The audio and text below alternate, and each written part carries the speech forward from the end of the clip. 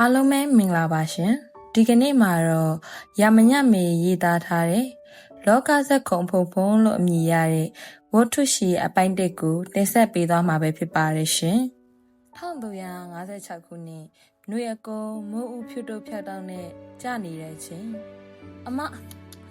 ပိုက်နာတယ်ဝေးတော့မလားမသိဘူးတော့ညမဝင်းဝင်းရဲ့ညီထွားတန်နဲ့အတူအမတောင်တောင်တယောက်ပြာရခက်နေရသည်အမေဒီမှာဝင်းဝင်းပိုင်းလာလို့တဲ့မွေးတော့မယ်တဲ့အိမ်အပေါ်ထက်ကခောက်တော့ခောက်ပြန်လမ်းလျှောက်ပြီးတော်တော့ပြောနေတော့အမေအားအမတောင်တောင်လှမ်းអွန်လိုက်သည်ငါသိတယ်အေးညီအော်မနေနဲ့ဟိုကောင်စော်လက်တဲ့သွားခေါ်နေတာမပေါ်လာတော့ဘူးမိုးခါလည်းတီးပါပြီနဲ့ငါနဲ့စိတ်မရှိဘူးအေးထဲရင်နှွေးတိုက်ပြီလားစူတော့မမေရဲ့အိမ်နောက်ဘက်ကရေနံစီမွေးခက်ကြမှုတ်တီးမဝါမိမွေးနေရင်မထေထေလှမ်းပြောသည်ဟဲ့တင်ဆိုအေးအောင်မဖြူမဟောင်းတန်ကြတယ်ထွက်ကြည့်စမ်းငဇော်တို့လာပြီလားလာပြမေရဲ့ဒေါ်ညိခင်လည်းပါလာတယ်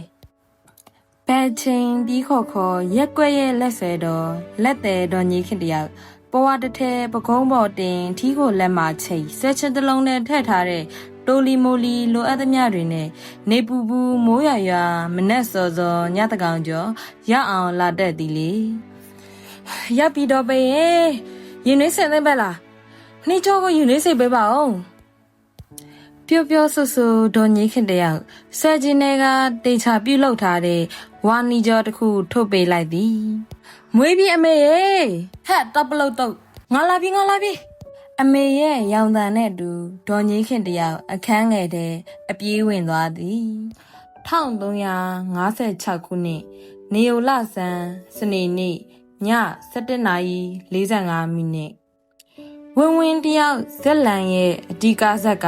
တမီဦးစနေလေးမွေဖွားလေတော့သည်